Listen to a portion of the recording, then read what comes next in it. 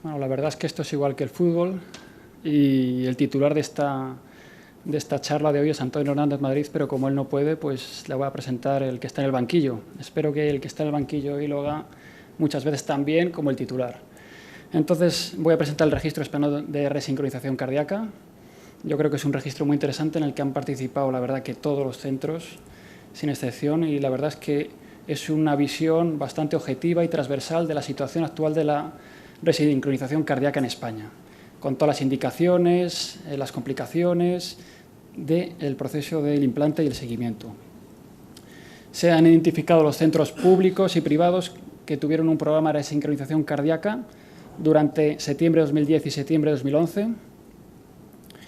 El cuestionario constaba de 58 preguntas, bastante extenso, y se identificaron un total de 88 centros, de los cuales respondieron el 97% de los centros, es decir, 85 centros, 78 públicos y 7 privados. Aquí se puede ver una descripción de todos los centros. El número de implantes de resincronización en comunidades por todas las comunidades fue de 2.147, que representa un 85% total, teniendo en cuenta que el estimado por el Eucomed, que es lo que se factura, es 2.518. Y el número de implantes por millón de habitantes fue de 46, que es más o menos, como todos sabéis, es un poquito más bajo, un tercio de lo que suele pasar en Europa. El porcentaje de resincronizadores IDAI es del 66% y los implantes recambio de resincronizador suponen el 84% de todos los implantes y los upgrades el 10%. En esta diapositiva podemos ver que la mayor parte de los centros implantan entre 11 y 30 dispositivos, mientras que hay en torno a 10 centros que implantan más de 50 dispositivos y ningún centro que implanta 100 dispositivos. Esto quizás es una pequeña diferencia con respecto al resto de Europa. Este es el número, la tasa de implantes por millón de habitantes en 2011. Aquí se ve claramente que hay unas comunidades que implantan más que la media y otras menos que la media, pero todas ellas implantan menos que el resto de Europa. Y este es el número de centros implantadores por millón de habitantes en el 2011. Con respecto a la tasa de implantes que está debajo de la media europea y cuáles las causas que atribuyen para que sea así, la mayor parte de los entrevistados responden que no se remiten pacientes. Otro porcentaje refieren que las condiciones presupuestarias pues quizá influyen de forma importante. La verdad es que esta pregunta yo creo que es importante porque de alguna manera nos va a ayudar a valorar cuál es la evolución en los próximos años. Con respecto a la pregunta de qué porcentaje de pacientes de tu centro son remitidos de diferentes servicios, la mayor parte de ellos son de cardiología propia, como pueden ver aquí, del propio hospital, mientras que un porcentaje más pequeño de cardiología de otros centros. Con respecto a la descripción del tipo de paciente que se implanta un resincronizador, la mayor parte de los resincronizadores se implantaron en varones con una edad media en torno a 68 años. 1 a 1 con respecto a 50% isquémicos y 50% con miocardiopatía dilatada y la fracción de eyección de un 26% y la NIJA en torno a 3, es decir, que son pacientes muy graves. La edad en el momento de implante, esta es la imagen, la mayor parte de ellos son en torno a 60, 80 años, un 65%. Y el ritmo cardíaco que se encuentra cuando se implanta, la mayor parte de ellos en ritmo sinusal y un porcentaje de en torno al 20%, un poquito menos, en fibrilación auricular. La clase funcional, como hemos comentado, la mayor parte de ellos 3 y 2. El trastorno de la conducción más frecuente es bloqueo de rama izquierda y el segundo trastorno es ritmo estimulado previamente, un 13%. La anchura del QRS son QRS anchos, como podéis ver aquí, entre 150 y 200. Y el perfil clínico del paciente, es decir, toda la información integrada, pues se ve que en el 60% de los pacientes se trata de un paciente ritmo sinusal con QRS ancho, con una depresión de la función sistólica y una NIJA en torno a 3, es decir, que es concordante con las guías. Con respecto a la pregunta de qué herramientas y qué técnicas de implante se utilizan y quién es el que realiza el implante, en la mayor parte de los casos lo realiza un electrofisiólogo, en el 74% de los casos, un cirujano cardíaco en un 20%, y la localización del electrodo en un 45% es posterolateral y en un 42% es lateral. Con respecto a la pregunta de cuál es el principal obstáculo para el primo implante, pues como podéis imaginar y tenéis mucha experiencia, la mayor parte de vosotros, es la introducción en la vena idónea y una vez que está introducido es conseguir que el electrodo esté estable. Para canalizar el seno coronario, la mayor parte de la gente utiliza el catéter guía con soporte del catéter electrofisiología en el 45% y muchas veces solamente el catéter guía sin ningún otro soporte.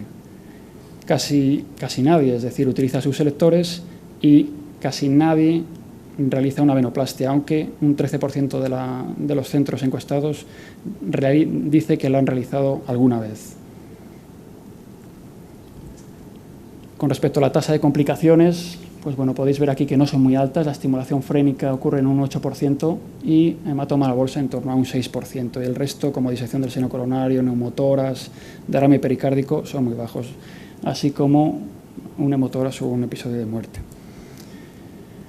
Con respecto al manejo de los pacientes con fibrilación auricular, la mayor parte de los centros implantan dos electrodos directamente y en torno a un 28% implantan 3 electrodos y realizan cardioversión.